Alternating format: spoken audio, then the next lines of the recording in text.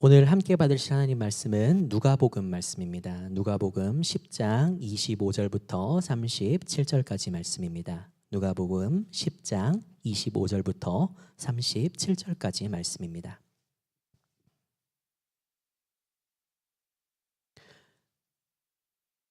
누가복음 10장 25절부터 37절까지 말씀입니다. 교독하도록 하겠습니다. 제가 먼저 25절 봉독하도록 하겠습니다. 어떤 율법 교사가 일어나 예수를 시험하여 이르되 선생님 내가 무엇을 하여야 영생을 얻으리이까? 예수께서 이르시되 율법에 무엇이라 기록되었으며 네가 어떻게 읽느냐? 대답하여 이르되 내 마음을 다하며 목숨을 다하며 힘을 다하며 뜻을 다하여 주 너의 하나님을 사랑하고 또한 내 이웃을 내 자신같이 사랑하라 하였나이다. 예수께서 이르시되 내 대답이 옳도다. 이를 행하라 그리하면 살리라 하시니 그 사람이 자기를 옳게 보이려고 예수께 여짜오되 그러면 내 이웃이 누구니이까? 그래서 대답하여 이르시되 어떤 사람이 예루살렘에서 여리고로 내려가다가 강도를 만나매 강도들이 그 옷을 벗기고 때려 거의 죽은 것을 버리고 갔다.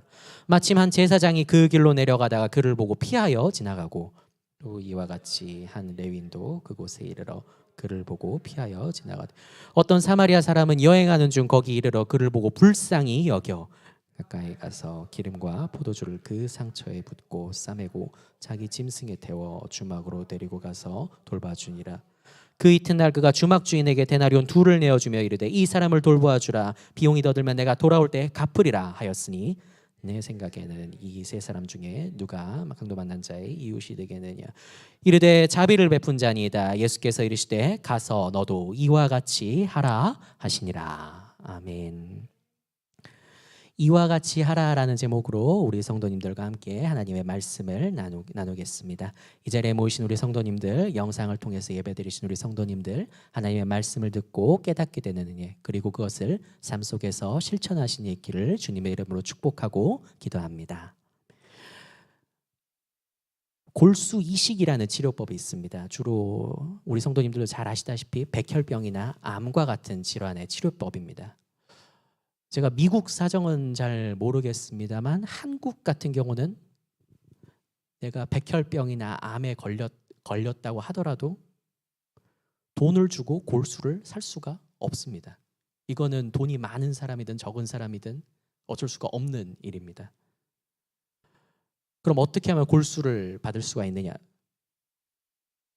한국에는 그 골수 기증을 희망하는 사람들이 어떤 이제 일종의 그 단체를 이루고 있죠. 거기에서 이제 조직 적합성이 들어맞는 기증자가 나타나서 내가 그 환자분께 기증을 하겠습니다라고 동의를 해줘야 그제서야 골수를 이식 받을 수가 있습니다. 그런데 가끔 제가 이런 소식을 들어본 적이 있습니다. 골수를 기증하기로 했던 사람이 이식 수술을 앞두고 있는 막판에 갑자기 잠적을 해버립니다. 또는 갑자기 제가 개인 사정이 생겨서 제가 이런 말을 하는 사람들 제가 무서워가지고 골수 이식 취소할게요. 이러면서 취소해버리는 경우가 있다는 소식을 제가 가끔 들었습니다. 지금 우리 성도님들께서도 어휴 하시는 지금 이런 한숨 소리가 나오시는데 골수 이식 같은 경우는 준비 과정 중에 환자의 그 거부 반응을 줄이기 위해서 환자의 면역 체계를 다 파괴해 놓습니다.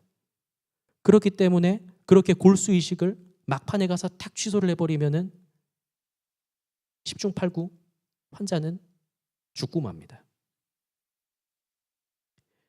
이렇게 정말로 막막하고 절망스러움을 마주하게 되는 그 경우조차도 환자와 그 가족은 어떻게 손을 쓸 방도가 없습니다. 왜냐하면 골수 이식 권한을 돈으로 주고 산 것이 아니기 때문에 권리를 주장할 수 없어서입니다. 그렇기 때문에 환자와 그 가족은 이렇게 기도한다고 합니다. 제발 그 기증자가 중간에 딴 맘 안 먹게 해주세요. 제발 그 기증자분이 계속해서 우리를 불쌍하게 여기게 그렇게 좀 해주세요. 이렇게 기도하시면서 마음을 졸인다는 그런 소식을 들었습니다. 오늘 본문은 교회를 오래 다녔던 분들에게도 오래 다니지 않은 분들에게도 상당히 익숙한 본문입니다. 흔히 말하는 선한 사마리아인의 비유가 등장하는 본문이 바로 오늘 본문입니다. 오늘 본문을 읽고 또는 오늘 본문을 바탕으로 전한 말씀을 듣고 어떤 교훈 또는 어떤 깨달음을 우리 성도님들은 얻으셨습니까? 아마 많은 분들께서 이웃사랑의 정신 또는 이웃사랑의 자세에 대해서 돌아보고 그것을 실천해야겠다고 노력하는 마음을 품으라는 교훈이나 깨달음들을 얻으셨으리라 생각합니다. 정말 귀한 것입니다. 이웃을 불쌍히 여기고 이웃을 사랑하기 위해서 애쓰려 하는 그 마음과 자세, 이것은 정말 필요한 것들입니다. 하나님께서 구약 때부터 말씀하신 오늘 본문에 등장한 신명기 6장에서 등장하는 이웃사랑의 계명과도 절대로 어긋남이 없는 너무나도 귀한 것입니다. 그런데 오늘 본문을 조금 삐딱하게 다시 한번 살펴보면 사건의 흐름이 조금 독특합니다. 29절을 살펴보시면 율법교사가 예수님께 이렇게 여쭙고 있습니다. 내 이웃이 누구입니까? 일반적으로 생각해 봤을 때 누가 여러분께 선생님 이웃이 누구죠? 라고 물으면 우리는 당신 이웃은 누구입니다 라고 이렇게 대답해 주는 게 일반적일 것입니다. 하지만 예수님께서 어떻게 반응하셨습니까? 30절을 보면 예수님께서 곧바로 우리에게 익숙한 비유 한 토막을 들려주시는 것으로 대답을 대신하고 계십니다. 본문의 율법교사 히브리식으로 표현하면 랍비는 자신의 이웃이 누구인지 여쭙기 전에 사람이 영생을 얻는 방법에 대해서 여쭈었습니다. 그러자 예수님께서는 율법에는 어떻게 기록이 되어 있니? 라고 다시 되물으십니다. 그러자 그는 율법을 너무나도 잘 알고 잘 가르치는 랍비답게 신명기 6장의 내용을 깔끔하게 정리해서 하나님 사랑하고 이웃 사랑하는 것이 영생 얻는 방법입니다 라고 대답합니다. 만점짜리 대답입니다. 25절 말씀에서 우리도 확인할 수 있지만 이 율법교사는 정말로 자기가 영생 얻는 방법을 몰랐기 때문에 질문한 것이 아닙니다. 예수님을 시험해보고자 이런 질문을 던졌던 것입니다.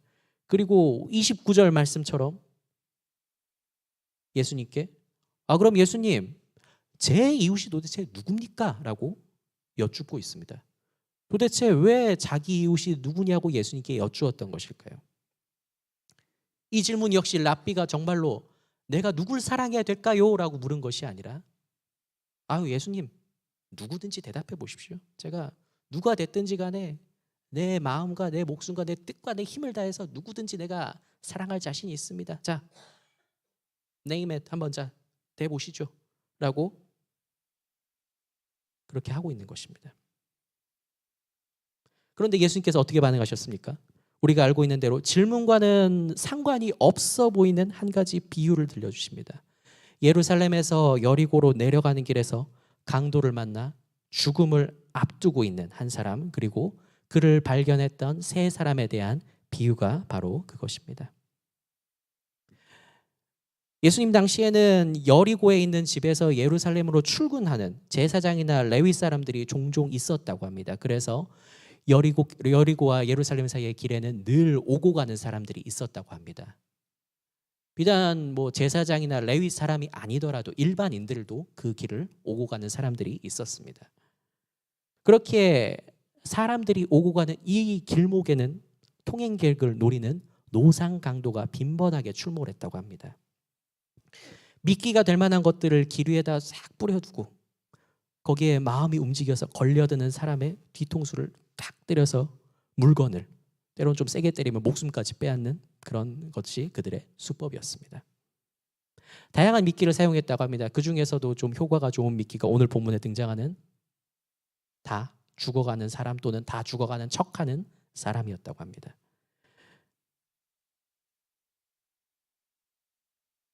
예수님께서는 오늘 본문의 비유에 등장하는 제사장이나 레위 사람에게 사악하다고 말씀하지 않으십니다. 왜냐하면 당시에 많은 사람이 노상 강도를 만나는 그 봉변을 피하기 위해서 길에 쓰러진 사람을 못 본 척하고 지나다녔던 경우가 제법 되었다고 합니다. 오늘 본문에 등장하는 제사장과 레위 사람처럼 말입니다. 게다가 제사장하고 레위 사람, 이 사람들이 어떤 사람들입니까?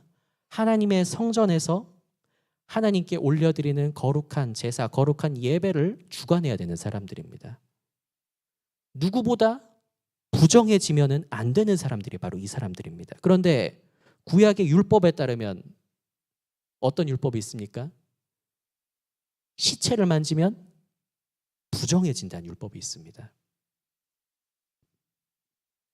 저 길에서 지금 피 흘리고 저렇게 쓰러져가지고 신음소리도 못 내고 있는 저 사람이 죽었는지 아니면은 언제 죽을지 모르는 저 사람인데, 쉽게 말해서 내 친척, 내 가족도 아닌 그런 사람이 그냥 그러고 있는데 내가 부정해질지도 모른다는 그 위험을 감수하고 이 사람을 잡아줄 수 있을까?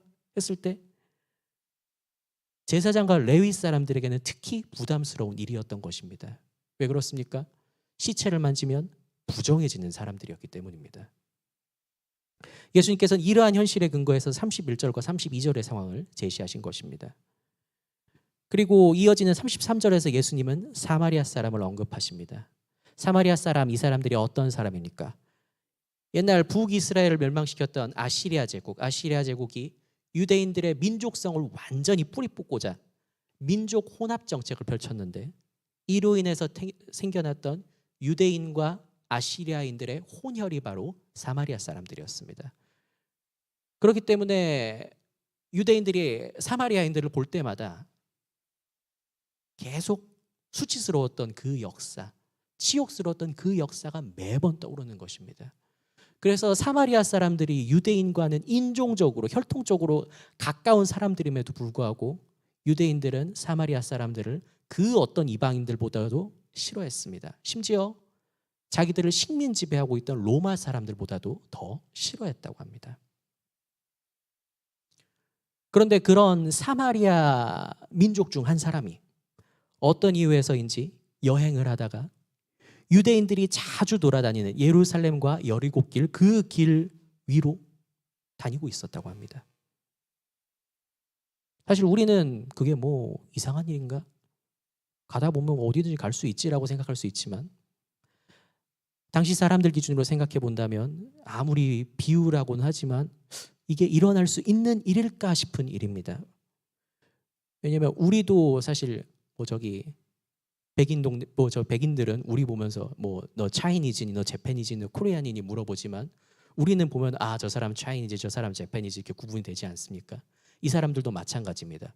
우리들이 봤을 땐 다 이렇게 좀 까무잡잡하고 코 크고 그렇네 하지만 이 사람들은 자기들을 서로 봤을 때 이 사람 유대인, 이 사람 사마리아인이 충분히 구분되는 사람들입니다.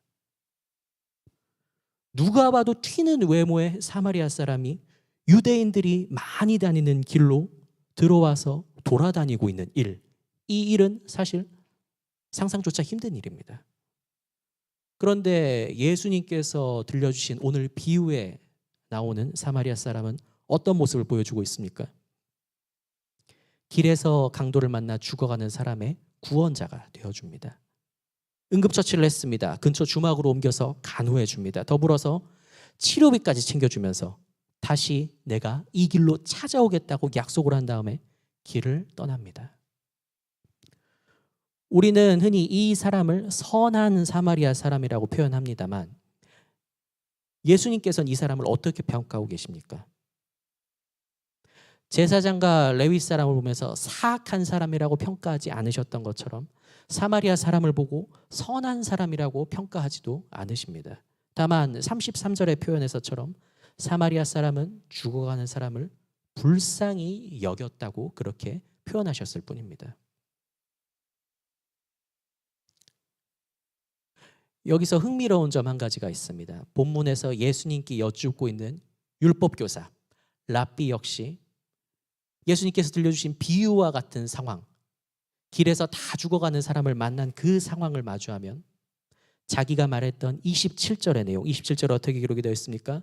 내 이웃을 내 자신같이 사랑하라 라는 이 내용을 지키기가 어려운 사람이라는 것입니다. 왜 그렇습니까? 이 사람이 율법을 가르쳐야 하고 율법을 지켜야 하는 랍비이기 때문입니다. 율법의 시체를 만지면 부정해진다고 되어 있는데 내가 가서 시체를 만질 수 있을까요? 다른 사람도 아니고 내가 그 율법을 가르치는 사람인데. 즉 예수님께서는 자기의 율법 지식, 자기의 율법적 행위를 자신만만하게 자랑하고 있는 랍비가 자신의 모순적인 모습, 자신의 불완전한 모습을 똑바로 볼 수 있도록 제사장과 레위 사람을 비유해 등장시키신 것입니다. 그래서 랍비가 내세웠던 자랑거리, 주님 나 율법 많이 알고 있어요. 주님 나 주님이 말씀하신 율법적인 행동들 다 지킬 수 있어요라는 그 자랑거리들을 완전히 발가 벗겨버리셨습니다. 그뿐만 아닙니다. 유대인에게 있어서 절대로 유대인들이 로마인까지도 내가 이웃이 될 수 있는데 절대로 이웃이 될 수 없다고 여겼던 사마리아 사람을 등장시키십니다. 그 사마리아 사람이 앞선 두 사람과는 달리 신명기 6장, 랍비도 이야기했던 그 신명기 6장에 등장하는 율법의 행위를 실천했다는 충격적인 말씀을 들려주십니다. 자기는 얼마든지 영생을 얻을 수 있다고 자만하고 예수님을 시험해 보기 위해서 질문을 던지면서 누가 내 이웃입니까를 당당하게 외치던 랍비를 난처하게 만드신 예수님께서는 오늘 비유의 끝인 36절에서 이렇게 물으십니다. 누가 강도 만난 자의 이웃이 되겠느냐?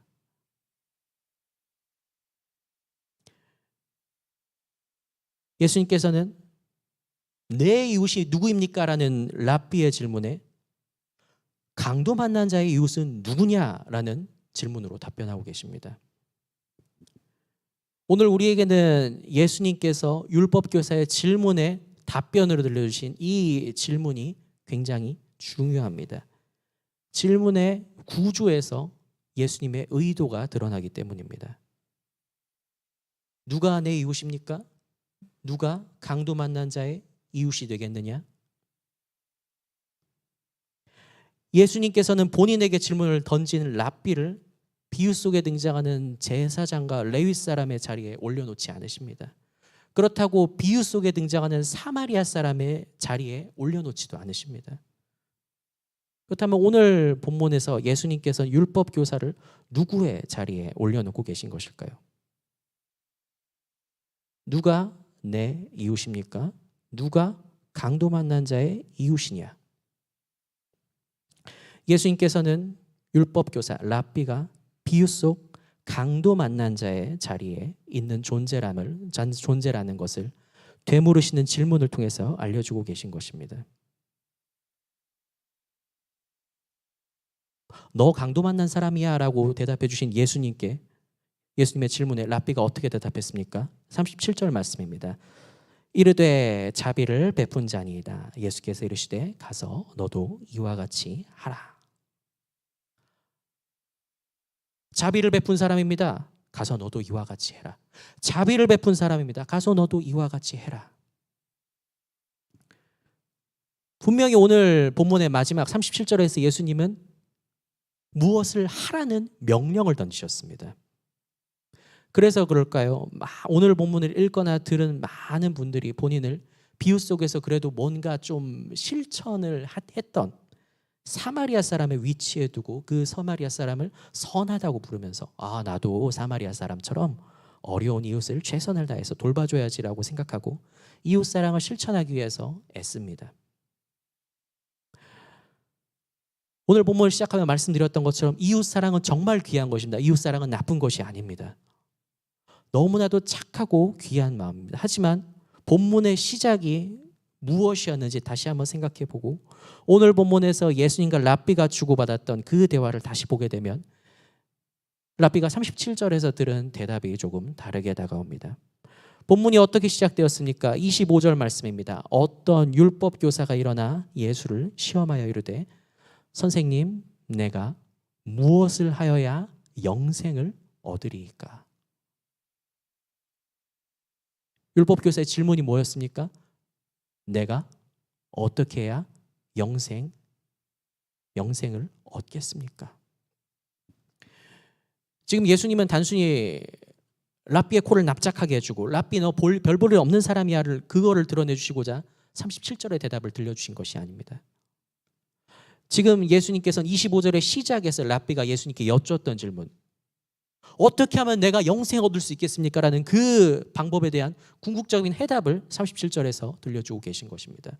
가서 너도 강도 만난 자와 같이 해라.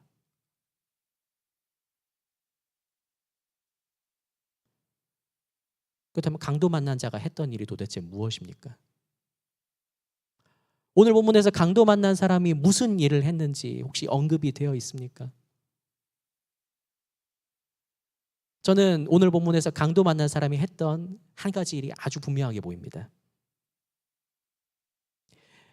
길에서 거반 죽어가는 상태로 정말로 손끝 하나 까딱하지 못한 채 자기를 돕는 사람이 유대인인지 사마리아 사람인지 뭐 그 강도였는지 이거를 분간하지도 못한 채 자기를 도와주는 사람의 손길을 온전히 받아들인 것입니다. 사실 유대인의 입장에 생각해 보자면 사마리아 사람의 도움을 받는다는 것, 이것은 글쎄요, 조금 과장을 못해서 죽기보다 싫은 일일 것입니다. 그래서 일반적인 상황에서는 유대인이 사마리아 사람이 제가 도와드릴게요 다가와도 저리 가, 난 네 도움 필요 없어라고 말해야 되는 것이 일반적인 상황입니다. 하지만 강도 만났던 이 사람은 모든 것을 빼앗겼습니다. 두들겨 맞았습니다. 죽음을 기다릴 수밖에 없는 정말로 무력한 상황 속에서 뭐 자기 방어라든지 자기 거절이라든지 정말 아무것도 할 수 없는 그 상황 속에서 사마리아 사람의 도움을 처음부터 끝까지 고스란히 받아들입니다. 그것이 강도 만난 사람이 했던 한 가지 일입니다. 그렇다면 한번 생각해 보겠습니다. 강도 만난 사람이 뭔가 대단해 보이는 사람이기 때문에 사마리아 사람이 그 사람을 도와주었던 것일까요? 이 사람이 어떤 사람입니까? 강도 만난 사람입니다. 당시에 값 나간 재산이 겉옷, 속옷, 뭐 옷가, 그러니까 짐들 다 있었다고 하는데 그것들이 몽땅 지금 도둑 맞은 상태입니다. 그러니까 이 사람이 뭐 얼마나 높은 사람인지, 얼마나 지위가 있는 사람인지 그냥 그 사람이 쓰러져 있는 상태만 보고는 파악할 수 없는 상태입니다. 사실 따지고 보면 죽어가는 사람을 도와주는 이 행동은 사마리아 사람에게 굉장히 손해되는 일입니다. 부상자를 동반해서 길을 가던 중에 다른 강도를 만나 자기도 복면을 당할 수 있습니다. 그리고 죄송합니다. 재수 없으면 지나가던 유대인이 딱 보면 어떤 생각을 하겠습니까? 저거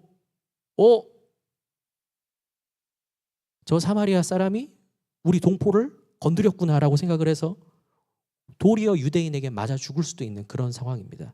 실제로 오늘 본문의 사마리아 사람은 이 죽어가는 사람 때문에 자기가 가지고 있던 기름, 포도주, 돈, 시간까지도 써야만 했습니다. 그렇게 했는데 이 죽어가던 사람이 기적적으로 일어나서 감사합니다라고 그 말이라도 했습니까? 그렇지도 않습니다. 그야말로 감사 인사조차도 받지 못한 채 자기 갈 길로 떠났습니다. 그렇다면 사마리아 사람은 왜 자기가 이렇게 손해를 봐가면서까지 강도 만난 사람을 도와주었던 것입니까? 그 이유는 분명히 오늘 본문에 등장하고 있습니다. 사마리아 사람이 그를 불쌍하게 여겼기 때문입니다. 전혀 생각하지 못했던 한 존재가 그 사람을 불쌍하게 여겨 주었기 때문입니다. 예수님께서는 랍비에게 이와 같이 말씀하신 것입니다. 강도 만난 사람처럼 네가 정말로 마음과 목숨과 뜻을 다하여 사랑한다고 고백하는 그 하나님께 불쌍히 여김을 받아라. 그리고 하나님께서 베풀어 주시는 그 도움을 네가 온전히 받아들여라. 그렇게 하면 네가 영원한 생명을 얻게 될 것이다.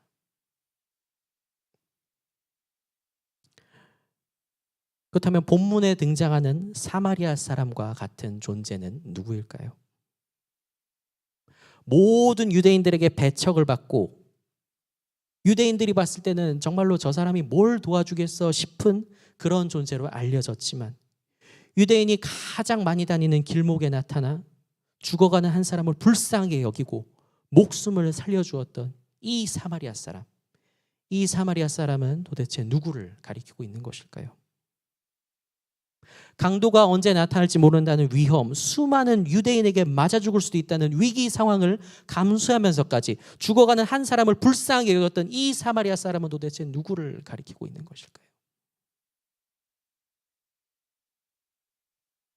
우리의 머릿속에 떠오르고 있는 그 한 분, 바로 예수 그리스도를 가리키고 있습니다. 예수님께서는 죄에 붙들려서 하나님 따르기를 싫어하고 자기들이 생각하는 게 다 옳은 줄 알면서 살아가는 사람들이 우글우글되는 이 세상으로 찾아오셨습니다. 많은 사람들이 예수님을 보면서 아유, 저 예수가 뭔 영생을 주겠어요. 그냥 떡이나 주지, 물고기나 주지, 그냥 병이나 치료해 주지 라고 생각했습니다. 하지만 예수님께서는 어떻게 하셨습니까? 사람들의 육신을 치료하셨습니다. 사람들의 영혼을 치료하셨습니다. 나아가서 사람들을 죄와 사망으로부터 해방시켜 주셨습니다. 자기가 가진 모든 것을 내어주고 사람들에게 생명을 허락해 주셨습니다. 왜 예수님께서 이 땅에 오셔서 이렇게까지 하셨습니까? 바로 예수님께서 이 세상을 불쌍히 여기셨기 때문입니다. 우리를 불쌍히 여겨주시는 그분께 온전히 의지할 때 우리는 죽음의 위기에서 벗어나 생명을 얻는 기회를 얻을 수 있습니다. 마음을 다하고 목숨을 다하고 뜻과 힘을 다하여 우리가 하나님을 사랑하기에 세상을 향하신 하나님의 뜻인 예수님을 믿는 자에게, 불쌍히 여겨주심을 구하는 자에게 이러한 은혜가 함께하게 됩니다. 세상은 우리한테 이야기합니다. 함부로 약한 모습 보이지 마세요. 절대로 그 밑바닥까지 다 드러내면서 다른 사람들한테 막 미주알 고주알 털어놓지 마세요. 우리 모두 느끼고 있지만 사실 이 말은 세상 살다 보면 틀린 말은 아닙니다. 우리가 조금이라도 약한 모습 보면 어떻습니까? 호시탐탐 우리의 실패를 노리고 있던 존재들이 어디서 갑자기 불쑥 나타납니다. 그리고는 우리를 밑도 끝도 없는 절망의 골짜기로 끄집어 내립니다. 하지만 오늘 본문에서 예수님께서 알려주신 방법은 도대체 무엇입니까? 내 부족함, 내 연약함, 내 절망스러운 현실, 내 무능함, 이 모든 것들을 인정하고 진정한 생명을 주실 수 있는 예수님께 철저히 매달리고 의지해서 그 도움을 받으라고 말씀하고 계십니다. 내 손에, 내 목에, 내 온몸과 온 마음에 잔뜩 들어가 있던 힘을 쫙 빼고 제발 내가 도와주면은 그거 고스란히 받아들이렴이라고 예수님께서는 말씀하고 계십니다. 랍비가 예수님께 질문을 던지던 본문의 상황에서도, 그리고 오늘 우리가 살아가는 지금 이때도 죄와 사망은, 그리고 그 죄와 사망을 주관하는 사탄은 길에 숨어있는 강도처럼 예고 없이 불쑥 우리를 찾아옵니다. 우리를 좀먹고 우리를 때려 눕히며 우리가 혼자서는 회복할 수 없는 치명적인 상처를 우리에게 남깁니다.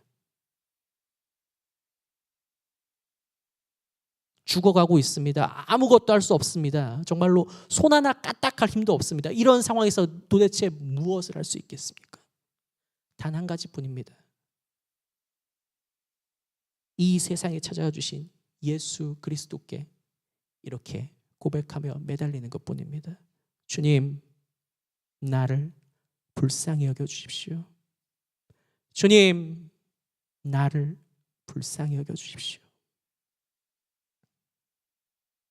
사랑하는 우리 성도님들, 그 어떤 체면도 다 내려놓고 오직 예수님께 불쌍히 여겨달라고, 예수님께 불쌍히 여겨달라고 매달릴 수 있는 간절한 마음과 열정, 그리고 그러한 마음이 드러나는 행동이 우리 모든 분들의 삶 속에서 나타나기를 축복합니다.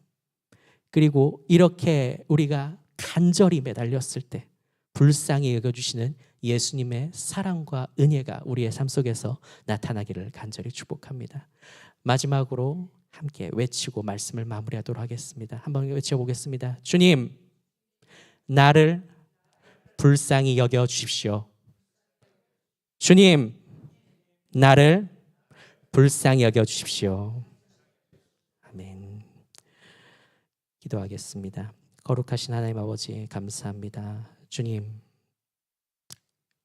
우리가 사마리아 사람의 비유를 보았습니다. 길에서 강도 만난 자의 비유를 들었습니다. 그가 무엇을 했습니까? 그가 했던 것은 오직 다 죽어가는 몸으로 누가 자신을 도와주는지 어쩐지 구분조차 할 수도 없는 그 상황 속에서 자신을 도와주는 사마리아 사람의 도움을 온전히 받아들였던 것임을 우리가 기억합니다. 주님, 우리 주님께서도 이 땅에 오셨을 때 그 누구도 주님께서 이 세상을 구원하시리라, 이 세상을 도와주시리라 기대하지 못했던 것을 기억합니다. 하지만 우리 주님께서 오셔서 우리를 분명히 살리셨고, 우리를 분명히 일으켜 세우셨고, 우리를 분명히 하나님 나라의 영원한 백성으로 삼아주셨음을 기억하며 나아갑니다. 주님, 이 어렵고 힘든 상황 가운데 놓여있는 나에게 찾아오신 우리 주님, 내가 주님께 간절히 부탁하오니 주님 나를 불쌍히 여겨 주시옵소서. 주님 나를 불쌍히 여겨 주시옵소서. 내가 주님을 의지하고 신뢰하오니 주님 나에게 도움을 허락하여 주시옵소서. 주님 감사하고 사랑합니다. 우리를 위해서 찾아오신 우리 주 그리스도 예수의 이름으로 기도드립니다. 아멘.